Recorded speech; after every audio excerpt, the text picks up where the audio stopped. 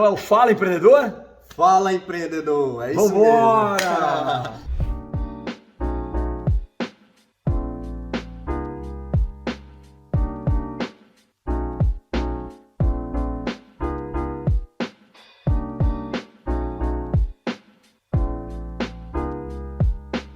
Fala meus amigos, hoje estamos aqui com Paulo Casaques, um cara de Deus, um cara família, um cara que tem empresa em mais de 70 países, não é mesmo, Paulo? É isso aí, 72 países do mundo, Singapura, Malásia, Tailândia, Catar, Dubai, Bahrein, Abu Dhabi, está na Austrália, está na Europa, a gente tem uma operação aqui nos Estados Unidos também. Maravilha, até me cansei aí de tanto país que você falou. Pessoal, quem perdeu a nossa live, a gente já fez uma live junto e eu cheguei aqui em Orlando, não podia perder essa oportunidade de fazer o quadro Fala Empreendedor com esse grande empreendedor, com esse grande empresário que é o Paulo Casaques. Eu acho que ter uma rotina faz a base do seu sucesso estar bem consolidada.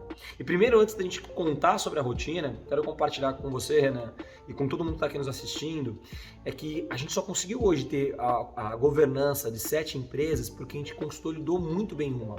Eu costumo dizer que a gente mais errou do que acertou, a gente teve a capacidade e a humildade de corrigir os nossos erros e duplicar os nossos acertos. Então quem está nos assistindo aqui, a primeira coisa é que tem que entender que o empreendedorismo é para todos. Só que o processo de empreendedorismo é um processo de desenvolvimento mental, porque precisa de muito jogo emocional e de inteligência sobre o seu negócio, sobre estudo de mercado para você desenvolver. Existe uma segunda característica muito forte, que é a técnica, que é você literalmente entender o seu mercado, que é diferente de estudo de mercado e você aplicar aquilo que você está fazendo.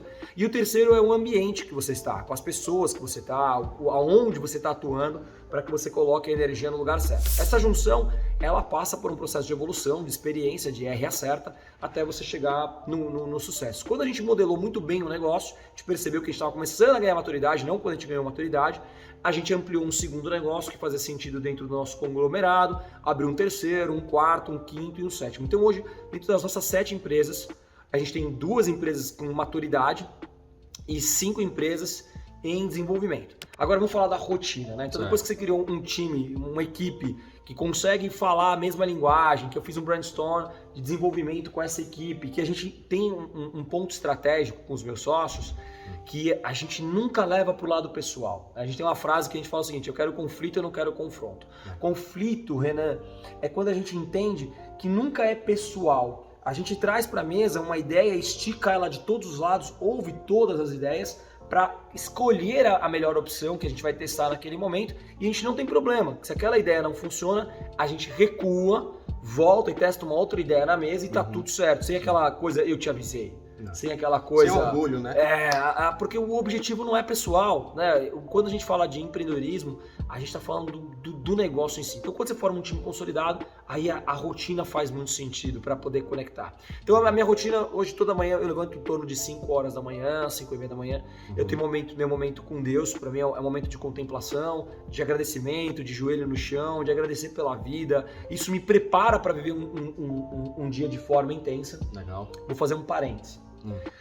Quantas pessoas você conhece que antes de viajar, num dia anterior tá com a mala pronta, já sabe a rota que vai ter? Como é que é isso? Funciona assim? Era para funcionar, né? Mas na prática é totalmente diferente que a gente vê. Tipo assim, eu tô com um amigo que tá indo pro Brasil hoje à noite e ele hoje à tarde tava arrumando a mala, entendeu? Ou seja, o planejamento, né? Eu vejo isso muito no meu lado do planejamento financeiro, que as pessoas querem, eu quero investir, eu quero fazer isso, aquilo, outro, eu quero diversificar, certo, mas você já fez um planejamento, você já se organizou, questão da sua reserva de emergência, questão da sua proteção, para depois você pensar nesse próximo passo? É exatamente, então pouquíssimas pessoas. O planejamento, ele está totalmente desestruturado. Esse seu amigo está indo para o Brasil, me responde uma coisa, ele está indo a trabalho?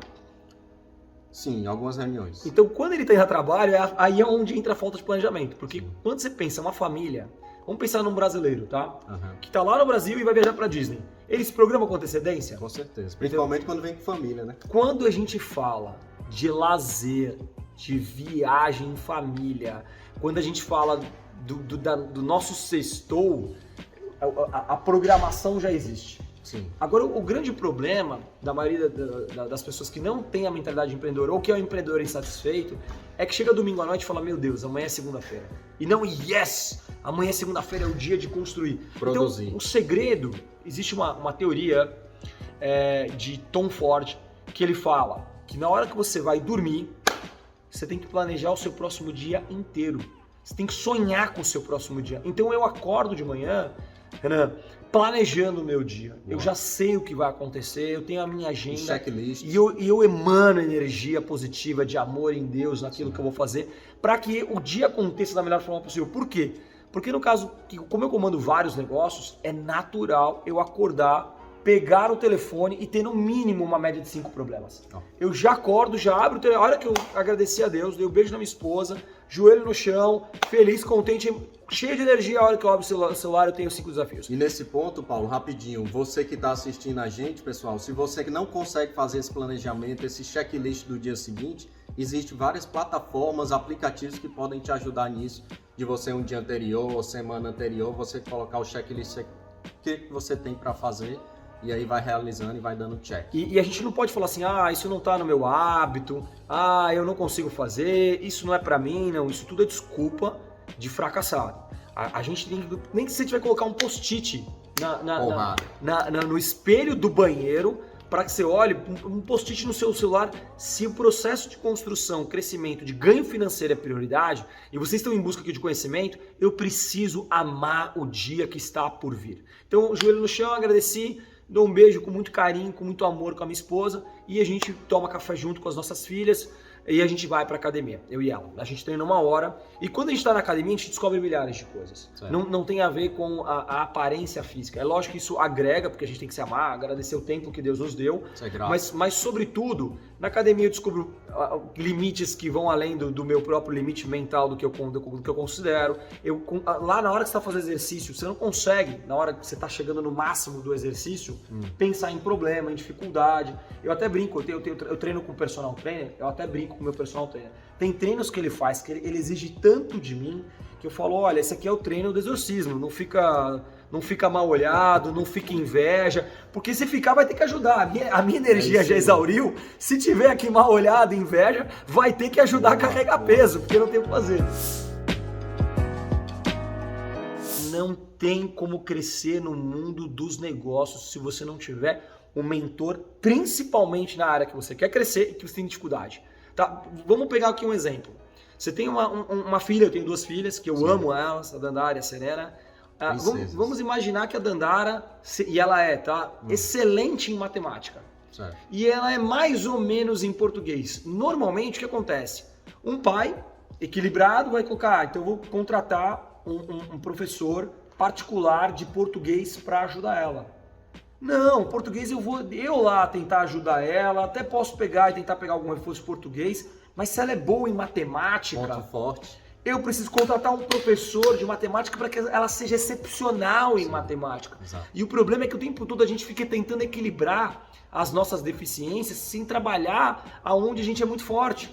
Então hoje o meu personal trainer, a missão dele é bater recorde, é gerar novos estímulos para que aquele treino que eu esteja fazendo seja uma evolução constante. Então se a área de finanças, para você é uma dor latente, se você chega no final do mês, a conta não está satisfatória, você não está conseguindo vislumbrar os seus números de futuro, a sua reserva de futuro, cara, tem que procurar um cara como o Renan que vai te ajudar a estruturar esse planejamento, até para você ganhar um comportamento e um hábito totalmente diferenciado. A gente vai para a escola por quê? Porque a gente precisa de um professor. Tudo bem que a gente sabe que o nosso ensino hoje ele é arcaico nas escolas, na universidade, mas a teoria do que deve ser feito lá é um processo de escala de evolução. Por isso que o mentor, o personal trainer, o conselheiro é fundamental para a área que você deseja desenvolver. E você, empreendedor que está assistindo esse quadro Fala Empreendedor, um livro bastante legal de você ler, nessa pegada que o Paulo está falando, é Descubra os seus pontos fortes. Uau! Sensacional. Se você quer descobrir os seus pontos fortes, descobrir o seu propósito, fala muito disso. É uma pegada bem bacana, só fazendo um adendo aqui nessa sua aula, Paulo. Legal. Aquilo que eu faço bem, aquilo que eu resolvo rápido, aquilo que eu gosto de fazer. Então, se eu trabalhar em cima desses 3 pilares, automaticamente o seu talento vai florescer. Agora, não gosto de nada, não sei fazer nada, tenho dificuldade com tudo me irrita, tudo me estressa. Então é o seguinte, baixa a guarda, dá um passo para trás, pega alguém que tem um sonho como o Renan, bem claro, determinado, sabe o que quer, tem o foco, ele é um cara produtivo naquilo que ele faz e segue ele. Porque no momento que você segue o sonho de uma outra pessoa que tem esses pontos bem claros, aos poucos você vai entender o porquê que ele faz isso tão bem, você começa a espelhar o seu propósito dentro de você e aí automaticamente o que acontece? Você começa a desenvolver o seu caminho. Então não é difícil você construir uma jornada. Então, agradecer a Deus, conexão com a minha família, academia, volto reciclado para começar as minhas reuniões. Eu começo as minhas reuniões, eu me adapto ao mercado internacional, porque quando eu acordo eu já levanto atrasado, porque a Europa já começou. Tá 5 horas na frente. Então eu me adapto. Se eu tiver que fazer reunião 6 horas da manhã, eu faço, aí eu inverto a ordem, normalmente não é assim, mas normalmente eu começo a minha jornada de reuniões a partir das 9 da manhã. E aí das 9 da manhã eu não paro, assim, o almoço eu vou comendo, fazendo reunião, as pessoas estão acostumadas a fazer reunião comigo almoçando, e eu puxo essa jornada até normalmente 6, 7 horas da noite. E você aí acordando às 10, né? O Paulo às 9 já fez tudo isso e você acordando às 10. E aí, pessoal, a gente pensa, poxa, ele já tá nesse patamar, nesse nível, mas ninguém vê o processo que ele passa para tudo isso, para alcançar onde ele chegou hoje em dia, né? E cada reunião, Renan, é um nível de entrega, de presença, de cabeça, de corpo. Eu desligo de todas as outras respostas que eu preciso dar, de todas as outras preocupações. Eu estou presente no aqui e agora. Essa é uma diferença para que eu possa ser qualitativo naquilo que eu estou fazendo. Certo. Muitas vezes eu tenho reunião com a Ásia, com os Emirados Árabes, que eu faço 8, 9, 10, 11 horas da noite, meia-noite. De final de semana é o tempo de qualidade em família. Então, sexta-feira à tarde eu já não marco mais reuniões, é o momento que eu vou com as minhas filhas no parque, é o momento que eu vou com as minhas filhas no shopping, eu vou ver cinema, e aí eu preciso estar com um tempo de qualidade com ela. Eu costumo dizer, eu tenho a felicidade que a minha esposa trabalha comigo, ela é minha sócia, a gente constrói tudo junto, eu tenho a felicidade de estar vivendo os mesmos sonhos que ela, mas um empresário que a esposa não atua junto, o primeiro lugar que ele tem que vender o sonho do seu projeto é dentro de casa. Se a esposa não comprar a ideia, ela não vai te apoiar, ela não vai se sentir confortável, ela não vai entender a sua puxada de jornada. Sim. E aí vai gerar conflito e a falta de harmonia dentro de casa reflete nos negócios. Não vão na mesma direção, né? Exato. E assim, eu tento tomar muito cuidado quando eu falo para as minhas filhas, porque elas querem atenção. Sim, elas querem brincar, certeza. Elas querem jogar videogame, elas querem fazer um jogo. E aí o que eu falo para elas? Eu falo, filha, o papai tá construindo, o papai tá trabalhando. E eu falo isso com amor, para que eu não gere um gatilho de negatividade nelas no futuro. Então esse é um processo super importante. E aí quando eu tô com qualidade com elas, eu falo, filha, tá vendo esse tempo que eu tô tendo em qualidade com você? É o mesmo tempo que eu tenho que ter com os nossos negócios, porque eu explico para elas que os nossos negócios pertencem a elas, que elas são donas das nossas empresas. Que todo reflexo de construção e melhoria que a gente alcança na vida de outras pessoas, elas também são responsáveis. A importância disso. E elas se sentem parte. E para finalizar minha rotina, você fala, Paulo, você gosta de futebol? Eu amo futebol. Paulo, você gosta de pôquer? Eu amo jogar pôquer. Paulo, você tem hobby? Eu tenho alguns hobbies. Você utiliza e usufrui desses hobbies? Não. Porque o meu tempo hoje ele é dividido em 3 momentos. Deus, família e negócios. Então, quando eu penso nesse lazer, eu estou pensando em mim. E se eu pensar em mim, se eu tirar esse tempo para mim, vai ser um tempo a menos com a família. Vai ser um tempo a menos com Deus, vai ser um tempo a menos com os meus negócios. Pô, mas aí você não tem vida. Não, não é isso. Todo o amor que eu sinto, eu procuro transferir para todos esses ambientes que eu escolhi como prioridade. Então, se você não segmentar essas prioridades, de estar no lugar certo, no ambiente certo, que te eleva, você vai perder muito tempo com distrações. Sim. Que muitas vezes não é o seu momento. Paulo, você planeja no futuro usufruir dos seus hobbies? Pretendo. Quando? Quando parte dos meus sonhos forem realizados, para que eu possa administrar. Paulo, você pretende trabalhar pro resto da vida? Para o resto da vida, mesmo sendo milionário, o meu foco é o quê? No futuro. Fazer uma gestão do meu trabalho onde eu posso usufruir melhor a minha segunda-feira, melhor a minha sexta-feira, mas produzir não só nos meus negócios, mas na vida de outras pessoas também. Bacana, excelente. E Paulo, a gente sabe que nós empreendedores, a gente sempre começa um negócio, a gente sempre começa um business, a gente tem aquela fome ali, né? Aquela fome de dar certo, aquela fome do negócio prosperar. E sempre existe o medo, né, Paulo? Olha, primeiro eu ia olhar o que eu faço bem. Então, uma vez que, por exemplo, eu sou um bom vendedor, o que eu faria? Eu não tentaria hoje, com a mentalidade que eu tenho, se eu tivesse começado do zero, eu não tentaria hoje trabalhar para uma empresa. Eu tentaria prestar um serviço para uma empresa ao ponto que as minhas metas sendo batidas como vendas, eu teria um equity daquela empresa. Então eu criaria um valor tão grande ao servir aquela empresa que eu teria uma participação societária. E hoje, se alguém vier e fizer uma operação dessa dentro dos meus negócios e tiver um resultado relevante, sem dúvida nenhuma que eu trago para participação. Porque pessoas boas com talento que entregam um resultado mais do que o combinado é uma escassez tremenda no mercado. Ou seja, você alcançar uma oportunidade não é difícil. Segundo, Paulo, pô, você tá sem dinheiro, cara, por onde você começa? Servindo, né? A gente tem um mentor em comum, que é o Bruno Avelar, e ele é um exemplo de servir outras pessoas, e ele conseguiu abrir portas incríveis servindo. Como é que você serve? Ajudando a outras pessoas a realizarem seus sonhos. Isso traz um nível de aprendizado, uma curva de evolução, e chega um ponto que se você está servindo a pessoa certa, que ela é próspera, vai chegar um momento que ela vai parar o que ela está fazendo e ela vai investir em você. Ela vai te reconhecer. Reciprocidade, a palavra certa. Agora, hoje, com o meu conhecimento, eu tenho a condição, se eu tivesse na Estaca Zero, de montar um projeto que faça sentido, buscar investidores, porque dinheiro no mercado não falta.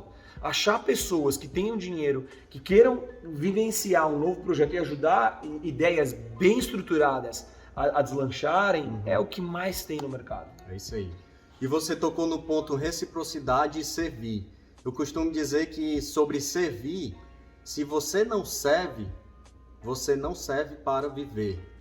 Forte Essa isso. frase para mim foi assim, se você não serve para viver. Forte. Então isso fez toda a diferença e eu sei que na sua empresa você serve muito as pessoas, você ajuda as pessoas, como também na minha empresa hoje o meu maior propósito é servir os brasileiros da nossa comunidade que está aqui nos Estados Unidos para prosperar financeiramente, certo? Para ter uma aposentadoria digna no futuro, não só trabalhar, mas para construir uma riqueza. Eu vou trazer duas referências, tá? Então, primeiro, quando você admira uma pessoa, você fala, cara, essa pessoa tem talento e habilidades e características que eu não tenho. Essa pessoa abre portas que eu não abro. Então, o que ela está fazendo? Para onde ela está indo? E mapear isso não é difícil. As redes sociais te contam. Se você se aproximar daquela pessoa e souber fazer as perguntas, olha, qual é o seu próximo passo? O que você está fazendo? E você começar a indicar outras pessoas para se conectar com o propósito daquela pessoa, isso é um primeiro servir. Mas existe uma outra forma de servir. Por exemplo, vamos pensar do meu time que trabalha comigo. A primeira coisa quando eu faço contratar uma pessoa é analisar o comportamento dela, antes do talento dela. Quando eu vejo que ela tem comportamento, postura, visão de futuro, eu falo, opa, essa é uma pessoa que está pronta para ser evoluída. E nesse momento, como é que eu sirvo ela? De duas formas. Entregando conhecimento e esticando as habilidades dela. Como é que você estica as habilidades dela? Dando novas metas, dando novos desafios. Então, às vezes, servir é você provocar na pessoa exatamente um processo de evolução. Não é só eu te ajudo, eu faço por você, eu te faço por você. Hoje as pessoas não querem ninguém puxando o seu saco, ninguém que te carregue no colo, ninguém quer isso. A gente está falando que servir não é gerar crítica, mas é gerar estímulos e desafios ou oportunidades que te façam correr uma milha a mais. Então, quando eu faço isso com o meu time, levo eles para uma outra etapa e eles param e analisam o que eles caminharam no último ano, eles falam, uau, eu estou num patamar, através do conhecimento e através do que você despertou em mim, muito maior do que eu estava. Então, esse processo de evolução nele é muito melhor do que eu ir lá e comprar uma viagem que ele quer fazer com a família. A viagem que ele vai ter com a família dele, eu fiz isso algumas vezes, de presentear a parte das pessoas da minha equipe que entregam mais que o combinado, é só um plus. Mas o que eu ensinei ele, ou o que eu ajudei ele a entregar mais que o combinado, ao ouvir ele e dar suporte nas ideias do que ele queria implantar e testar, mesmo sabendo que poderia passar por uma curva de aprendizado, isso é servir. Sim. Então a gente tem uma característica de servir que é fazer o que o outro quer e nem sempre é isso. Às vezes uma entrega de conhecimento é servir, estimular ideias novas é servir, ajudar o outro a testar as ideias dele encorajando é servir, dando algum exemplo da sua vida para a vida do outro é servir. O que você está fazendo aqui agora, Renan, por exemplo, você está servindo de propósito na vida de outras pessoas, porque você está levando conhecimento aqui para outras pessoas acessarem e falarem, uau, o Renan é um cara que investe o tempo dele, a energia dele, as conexões dele em prol do conhecimento. Então eu quero entender melhor o que o Renan faz para que ele possa também servir através daquilo que ele faz. Entende? Sim, então esse ecossistema de inteligência, quando a gente olha o jogo por detrás do jogo, a gente consegue definir quem são as pessoas que a gente vai seguir. Maravilha. Paulo, me diz uma coisa, já aconteceu algum exemplo de algum funcionário seu se tornar sócio ou algum funcionário seu querer subir assim nos cargos da empresa? A gente tem 2 cenários. A gente é um grupo de 15 sócios. Desses 15 sócios, 11 começaram como estagiários, entregaram mais que o combinado, se tornaram funcionários e chegou num determinado momento que eu falei, uau, essa pessoa ela tem uma característica, uma habilidade que eu não tenho e que ela complementa no nosso trabalho, nos nossos negócios, no futuro que nós queremos construir, inclusive em mercados que a gente nem atuava, como por exemplo uma empresa de software que a gente tem. Então naquele momento a gente trouxe aquela pessoa para ser um sócio. Agora também é natural, já aconteceu outras pessoas que entram na empresa e falam assim, eu quero ser sócio, mas o dia a dia não acompanha. A atitude não acompanha. A pessoa ela não intraempreende, né? O que é o intraempreendedorismo? É quando você está dentro da empresa e você age como dono.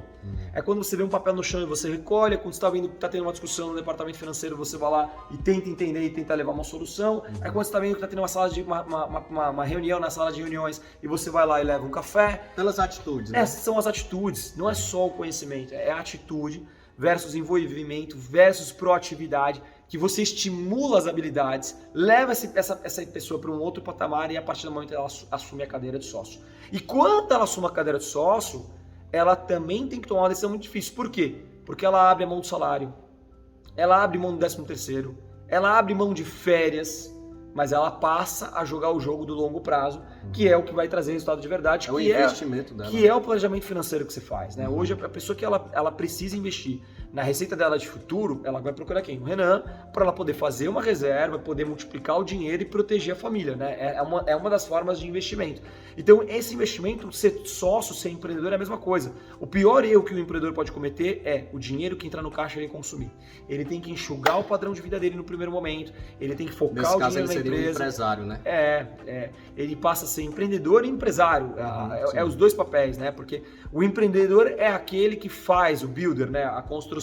E o empresário é aquele que reinveste no seu próprio negócio, né? É aquele que investe o dinheiro para a sua empresa crescer. A empresa rica, empresário pobre, tá tudo certo. Agora, empresário com dinheiro no bolso e empresa pobre, não tem como dar certo. E principalmente quando você mistura ali a conta pessoal com a conta do business. Exato. E vira uma bagunça. Acabou. Só. Então, pessoal, pelo amor de Deus, não façam isso. A minha primeira lista de prioridade de todo o dinheiro que entra na companhia são os fornecedores, porque sem eles eu não consigo manter o estoque ativo, etc e tal. Minha segunda lista é quem nos serve, né? Então, é a equipe toda que tem essa prioridade. Terceiro, é o caixa futuro da empresa. O quarto é as tecnologias que a gente precisa desenvolver, que são novos investimentos que a gente assume como novos riscos, porque é um dinheiro que pode não voltar ou pode voltar em longo prazo. Sim. Por isso que o dinheiro da empresa dos próximos meses é uma reserva que ela entra na terceira coluna. Na quinta coluna entra os sócios. Hoje a minha meta é ter um caixa suficiente para que quando eu chegue em dezembro eu consiga ter todas as contas do próximo ano, todos esses investimentos já no caixa da empresa, ao ponto que o próximo ano todo o dinheiro que vai entrar passa a ser uma nova receita líquida. Então se você quer um exemplo, comece a planejar os seus próximos anos. Pegou a visão, meu irmão? Gratidão, muitíssimo obrigado. Sucesso, família! Valeu, galera. Abraço.